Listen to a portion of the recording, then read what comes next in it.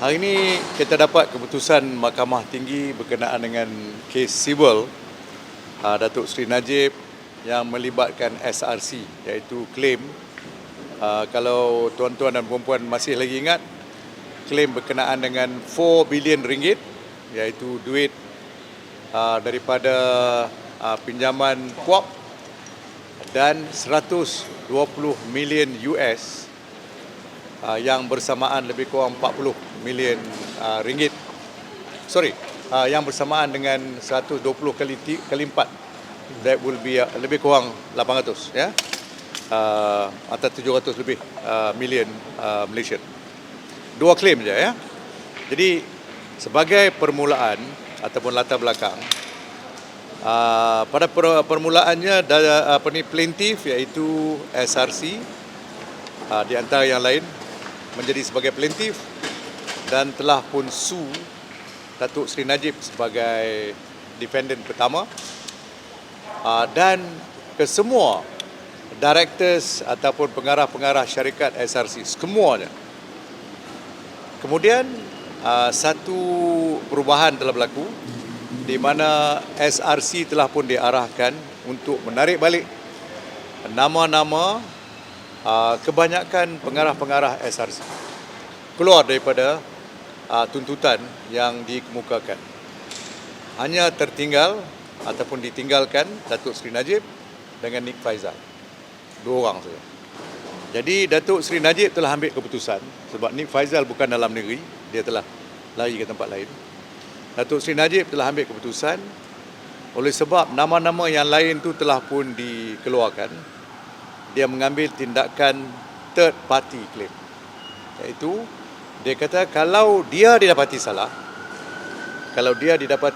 dalam kes SRC civil ini, apa-apa peruntukan wang yang dikenakan terhadap dia sebagai damages haruslah juga diambil daripada third party ataupun contribution daripada third party, iaitu pengarah-pengarah yang lain yang nama-nama mereka telah dikeluarkan, termasuk Nik Faizal.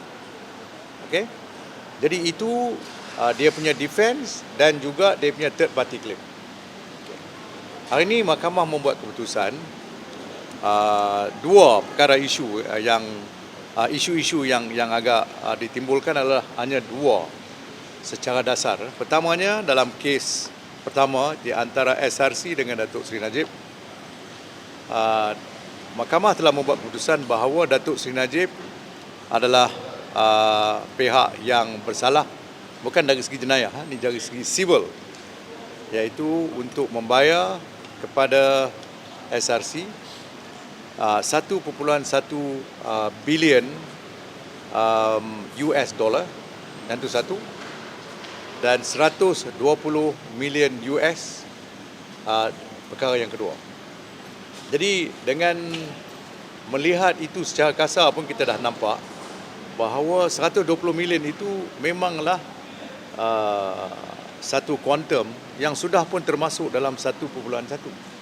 Jadi kita juga heran macam mana keputusan dibuat, di mana 2 ni diberikan satu penghakiman yang berasingan. Okay, so it's a bit wrong. Dan bila kita kaji kedua iaitu berkenaan dengan third party claim, sungguh pun pada permulaannya hakim bersetuju dengan kita bahawa third party claim yang kita buat, terutamanya kepada Datuk Subuh, tidak terpengaruh dengan kes SRC jenayah ataupun kes yang ada kaitan, tetapi beliau mengatakan Datuk Seri Najib berhak membuat tuntutan third party sebab dia tidak kena mengena dengan isu-isu yang lampau. Ya, tetapi didapati bahawa third party claim oleh Datuk Seri Najib juga tidak berjaya atas sebab-sebab kononnya Datuk Seri Najib tidak dapat menunjukkan bahawa third party tersebut, iaitu pengarah-pengarah third party,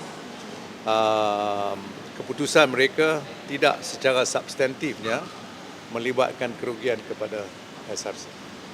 Okay. Dari segi detail ataupun perincian keputusan-keputusan ini, Kami rasa tidak puas hati langsung. Kami akan membuat satu rayuan. We will appeal. By this, within 14 days we will appeal.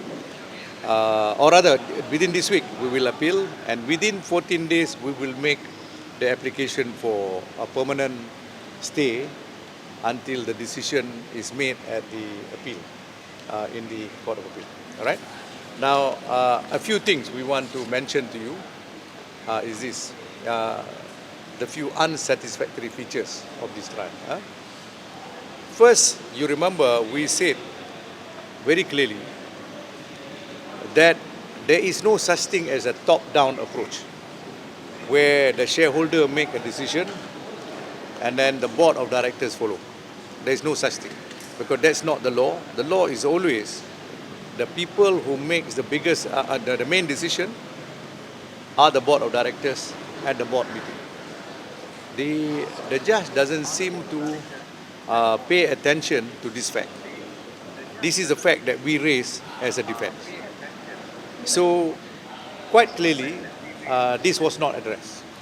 Number two, the learned judge also said that Datuk Sri Najib was a shadow director. Yeah. Now, he seems to have followed the logic, or rather the decision in the SRC criminal, although he said he's not bound by it, but he seemed to have followed. But I want to say one sentence: there is no evidence at all that was tendered here where Datuk Sri Najib was said to have given direction, verbal or otherwise, that the board must follow this way or that way.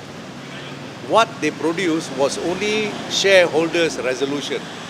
But shareholders' resolution, as you know, in our case and also in 1MDB and also SRC criminal, the shareholders' resolution is dated the same date as that of the board of directors resolution.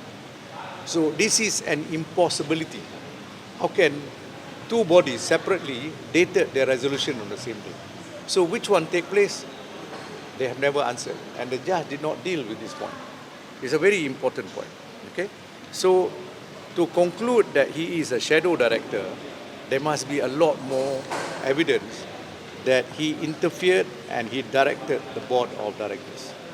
Not a single member of the board of directors have testified, or any other witness have testified, that Datuk Sri Najib directed the board and he engaged the board and he virtually forced the board to adopt his decision. Sorry.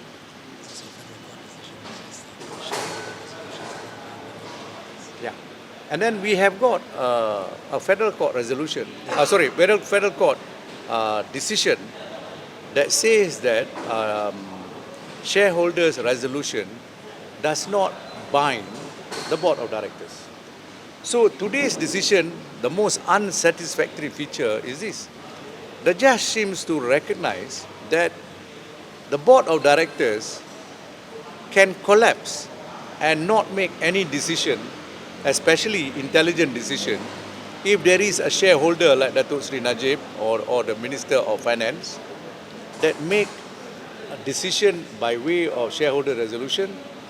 The board of directors can just not perform their function, and they will escape liability. Now, that is squarely against the Companies Act. Companies Act say board of directors have got fiduciary duty, and their duty is to the company, not to the shareholders. So, if people cannot do their duty, they should just resign. They cannot say, I am so pressured by Datuk Sri Najib because he's the Prime Minister, he is the Minister of Finance, and he's the shareholder, therefore we have to follow. When they know following him blindly is a crime, is also a breach of fiduciary duty. But this was not addressed by the judge. These are some of the things. There are many other things that I want to speak about. Like, for instance, the entire case is based on hearsay document. Yeah? And the judge accepted all the hearsay documents and provided the excuse that while they can be hearsay, but they are corroborated. The judge said they are corroborated we think that is a wrong way to approach it, because first of all you have to decide, is it admissible? Once it is admissible, then only you decide on the question of corroboration. Without it, you can't do that. Mr. Ray, can we ask, has the quad loan, the 4 billion, has it been paid by other parties or in other arrangements? Okay. I am sure, because this is not in evidence, Right. I'm sure the part payment of this loan has taken place and maybe is taking place. But what we are most upset about is all the 4 billion, Datuk Sri Najib never benefited. Not 1 cent. Because remember the judge said there is element of passing through his account, nothing to do with the 4 billion.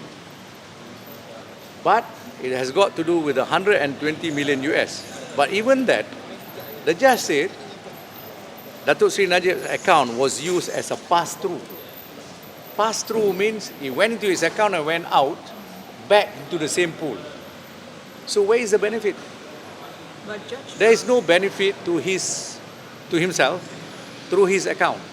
So how could he be dishonest, or there is element of dishonesty in him keeping the money, because he never kept the money. Sorry? the judge kept on repeating abuse of power so many times. Yes. And then the other thing, he said that Datuk Sri Najib was used SRC for his own personal gains. Ah. And I think he said one more thing, I can't remember what. But you know, this is like Datuk Sri Najib is the only one that's running SRC everywhere during a time when he was Prime Minister. And that's something not right there. It's very difficult for us to comprehend the Okay. kind of... All right. You know, SRC was formed not by Datuk Sri Najib. Datuk Sri Najib may consent to it because SRC was initially under 1MDB. Okay? Now, SRC was formed in order to be a small version of Petronas, but not dealing with oil and gas, but dealing with other kind of energy products. It was a strategic company. That's why it is called SRC. SRC means Strategic Resources Corporation. It was meant to benefit Malaysia. All right? Unfortunately, the management with one outsider called Jolo and the failure and negligence of the board of directors, Datuk Sri Najib did not receive the benefit of good advice. And the 4 billion from Kuok was misused, but never for the benefit of Datuk Sri Najib. The 4 billion has got nothing to do with money that went into his account. The 120 US that went into his account was a pass-through. So where is the abuse of power?